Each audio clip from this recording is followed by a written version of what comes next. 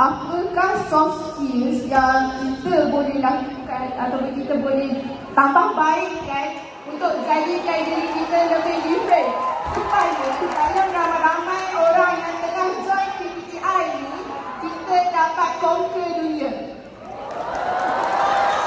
That is such an epic question. Okay. This is my answer.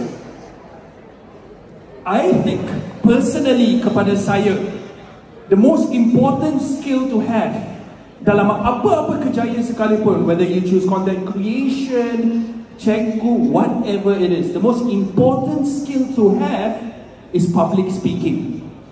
I don't think there is anything more powerful in the world than what comes out of your mouth. If you can master that ability untuk bercakap depan orang and be comfortable with it, you can conquer the world. You can actually change it. It's about time kita hantar orang Malaysia ke panggilan dunia, betul?